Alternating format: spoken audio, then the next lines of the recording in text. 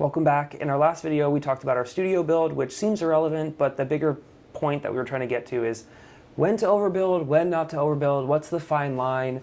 I actually read a really interesting quote today that just came to me. I don't know if it was in the Bible app or something, but it was talking about like not overbuilding and like the balance of it.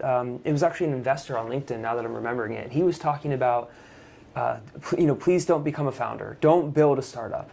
And he was just talking about how so many people get overwhelmed and whatever. And in that, he goes into his first business, which I see this so often, and I don't know what I'm missing here, but he was like, before I launched my first business, I already had a sale. Like, we didn't have a logo, we didn't have a website, we didn't have anything, and we sold our first product at like a business card exchange. Best way to start a business, by the way. But I'm like, it seems, and we've met other people early on, and one of the last companies in Easton, there was a guy that we had met that was starting a company, and they pre-sold exclusively to all these enterprise customers. And so sometimes I wonder, like, that space is really, it seems still really challenging, and there are people that can fundraise without even having a company. And you just always wonder what's the balance of that. I'm not sure either you or I really have a ton of wisdom to give people on that specifically, but as it relates to building products and software, I know that you and I have both learned a lot on when to build, when not to build, and where the fine line is. And so why don't you kick us off and maybe tell us like a little bit of a story that's relevant to like why this thought and this topic has been important to you recently. Sure. So I like to compare it to cooking a recipe. So I've been doing software now since 2010. So that's basically, I've been in this game now for nearly 15 years. And I've seen all kinds of projects. I've seen all kinds of overbuilds. I've seen all kinds of underbuilds. And I've seen the delicate dance between those two arguments and flips of a coin when you're building a product or you're building a service for an existing company, but you're still building something new in a greenfield space. I like to compare it to cooking. So when you're cooking, say you're doing a pasta sauce, right? Or maybe let's actually use an example of baking, something that is a little bit more of a one-way door, right? So when you go to bake something, typically, especially when you're tweaking things like maybe how sweet it's going to be, or you're throttling things like the salt, right? Say you're doing like a batch of muffins, or you're doing a pie, right? Say you're doing an apple pie, a healthier apple pie. And say you cut up all the apples, you put the apples into a big bowl, and now you've got your cinnamon, you've got your butter, you've got vanilla extract, salt, I'm missing a bunch of other things. But there's also the opportunity to add some stuff, right? Say you want to be a little bit out there, you want to add some protein powder, you want to maybe add some monk fruit things. So this became a grill. You're no, actually very attacked right I've now. actually never had an apple. I've heard about your apple pie, your protein one. I've heard some of those things that went wrong with it, but needless to say, you get to a point where you're putting all this stuff together, and if you just put it in the oven and basically say, okay, I'm just going to pray that everything's going to work out okay and it's going to be great, you could end up with a baked pie that is a total miss for all the people that you intend on eating it. And so I like to think about software the same way. It's the same way if you overbuild a product and you don't do any testing with customers, right? The testing of the ingredients is something that you do with people that might be actually having at least one other person, two other people actually consuming the pie. With software, it's the same way. You can build products and applications, but until you actually get real users to try it out, you don't have a feedback loop. So you actually risk baking this, creating this spending all this time to create it, and it's not exactly a one-way door like a pie, because a pie there's very little you can do after it's baked, but it's a one-way door in terms of getting your time back. There is no getting that time back in the money that you spent and the opportunity cost on building something that might not be as well received by consumers or actual end users as you envisioned it to. So the important takeaway is it's a blend between, when you're building a software product, of building something just enough to get it out there into the market to start getting real feedback from users, whether they're your actual customers or they're people that said that they were interested in your product or service. Let them get a taste of it. And there's lots of ways to do that. Let them get a taste of it, let them do a test drive, and then just go silent and let them talk to you about what they like and what they don't like about it. So, because if you're trying to mind read what people actually want with software, sometimes it can go, I've seen things where it can go terribly wrong and it ends up being a big waste. And not only is it a waste of your time, it really saps the momentum of the team, and it can really be a really big morale decreaser, because most people don't, especially at a startup with limited resources, they don't want to build something that never actually makes it to production or never makes its way into the wild and no one's using it. That's probably one of the most depressing things about building and them not coming. Because if you build it, they will not come. They're not guaranteed to come. They might. I'm not convinced everyone cares about that. I think there are a lot of products that, Jet.com being a primary example of not really caring if people came or not after the acquisition or whatever. And so I tend to agree, like founders that get it and really care about the thing that they're building, I think their whole life is like making that thing work, and that's their baby, and the team is like their world. And so I think like that, like I'm really in alignment on that.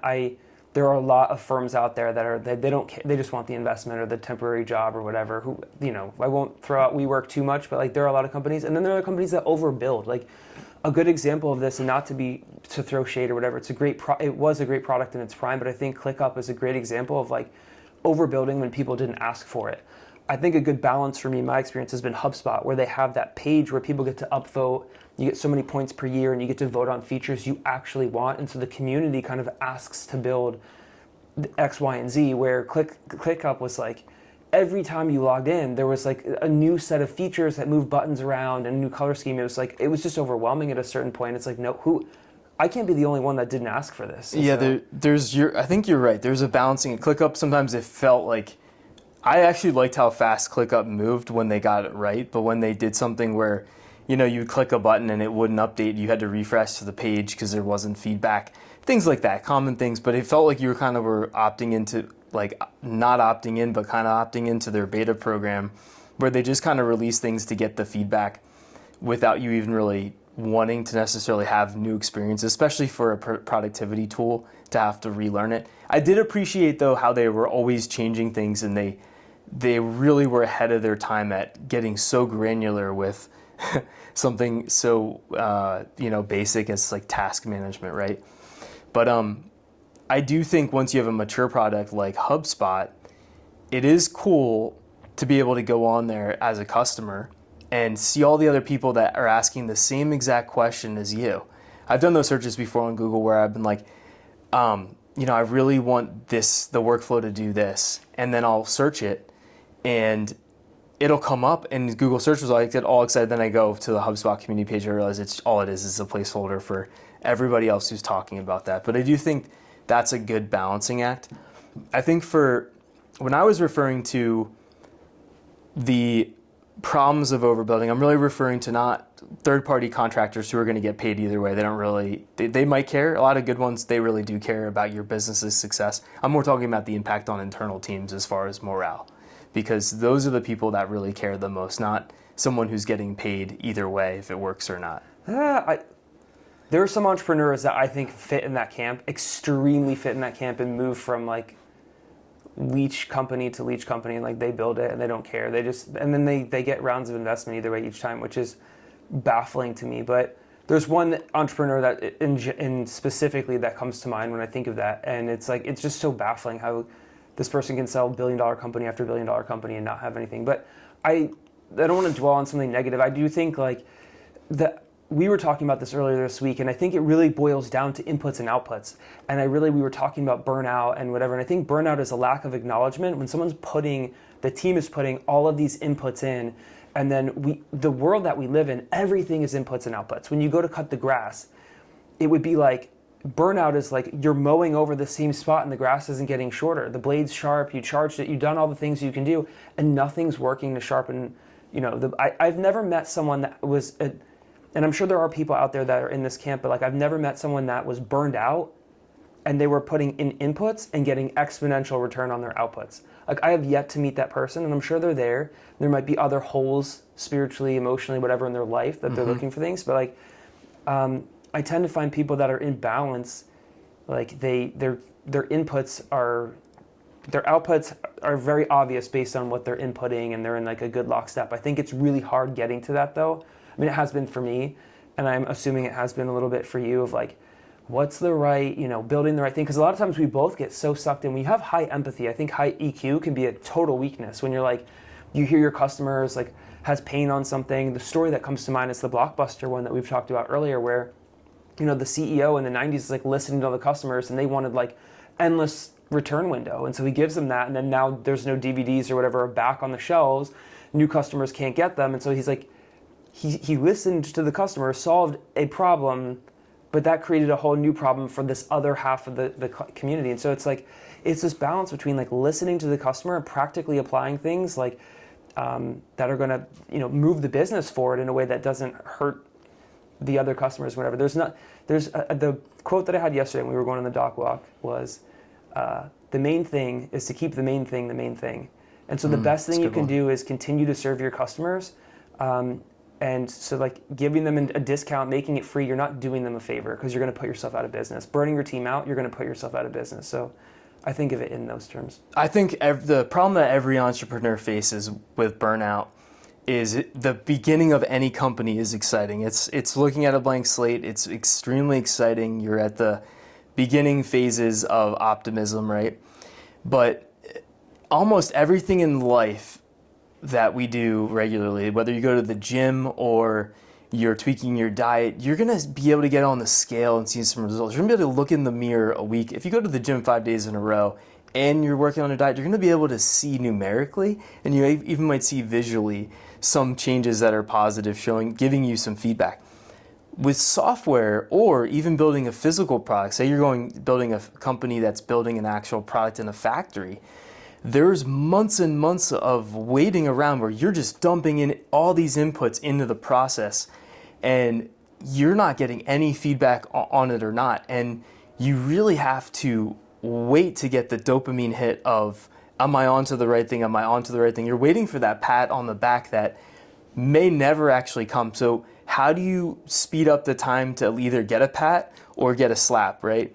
You want to get it to a customer or someone to be able to try to get you feedback, preferably someone who's actually going to swipe their credit card, not just one of your parents or one of your best friends who's going to say everything that you do is great. That feedback has its place for certain things, but not for probably something you're staking an entire company on that might not be relevant to them. So it really takes a lot of tenacity to get through the first couple months of starting out and until you get your first users on. That's why when you mentioned at the start of this, it's so great when people are willing to, you already have a customer lined up, you're already pre-sold a product, because you're probably going to get them on quicker, and you're going to get some direction or some sense that you're moving towards your goal, or you haven't nailed and you have to go back to the drawing board. So I think my takeaway for me, and I think where the world is going, is if you look at the last 2 decades, like I think dreams and ideas like have become the cheapest commodity. It's so easy to talk to ChatGPT and get an idea. What's becoming increasingly more difficult is execution. And by execution, I mean your ability to communicate and market and distribute your product. Like I think that is going to be the biggest challenge space over the next decade. And even that, ChatGPT and like all these other AI providers, they're going to help with execution. And so it really becomes, does the founder have extreme ADHD? Are they able to focus and sit down and do the thing and meet the right people and connect? And I do think a lot of it is like, I think a big component of it's luck and timing and being consistent and persistent. And I think that backs into a whole spiritual thing, which we could go into on some other day. But that's the takeaway for me. Yeah, the AI tools have made building software half the time that it would take to build. Maybe I would say even as much as a fourth of the time it used to take to build it from scratch just by Googling like Stack Overflow to find solutions or whatever, right? But the thing is, you're still getting to the point you just mentioned, which is the communication thing, making people aware of your business. Anybody can create an app, anybody can create software, and it's really easy to duplicate what people are doing more than ever with these tools. However, it doesn't solve the problem. You can't as easily duplicate a brand. certainly not a brand, which takes time. And also, how are you going to get people's attention in this world where there's so much things distracting us all? And that's something that AI can give you some inspiration for, but you, like you just said, you still have to go execute it. You still have to do these kind of videos to get out there. You still have to find whether it's going to work on TikTok or LinkedIn ads or whatnot, or try cold email, try cold calling, whatever it is, right? That is still, I think that is the most important thing to focus on early at the company, even before you start building anything, is how are you going to communicate it? What's your plan? Yeah, and I think AI is never going to tell the best story that's never been told. It'll repeat and it'll analyze what's been done before, but I don't think it's going to be on that bleeding edge the same way that a human will be, because humans respond to behavioral changes much faster. The AI is always going to be a lagging indicator to some extent, I believe. And also authenticity, like people, to that same vein, like people connect with other people. Like we connect with other people's stories and things. And so like the level of authenticity, I think authenticity and in the forms and the ways that it comes in is going to change a little bit as, you know, emails and certain things start to get spoofed to like have crazy data that make it seem so human. And so I think being authentic, whatever that ends up meaning in a decade from now, is such a big thing for developing. Everything goes back to developing relationships. If you're not a person of integrity and honor and you're not going to do what you say you're going to do and do it when you say you're going to do it and show up for yourself and show up for other people, it's all irrelevant. If you're going to do those things and you're that kind of person, like you'll always be able to deliver. You'll always be able to communicate the value of what you're trying to solve. Yeah, once it 100% agree. Once it shows up indexed in best practices, this worked for my company, this is how it became big. The rest of the world all knows the same trick, and everybody else is trying that same thing. It's too late. So you do have to, you can take that as inspiration. Some things you might be able to do. There's best practices for things like taxes, starting a business, legal, whatever, right? There's like the right way of doing it, and then there's obviously the wrong way of doing it. There's not a lot of, between the lines there. But for marketing your business, when everybody can create similar products and services, that is something that best practices is not going to help. You still have to figure out what works for your particular business. And the biggest thing you can do is just have a plan, try, fail, and do that over and over again until you figure it out. Cool. I think we can end it here. All right.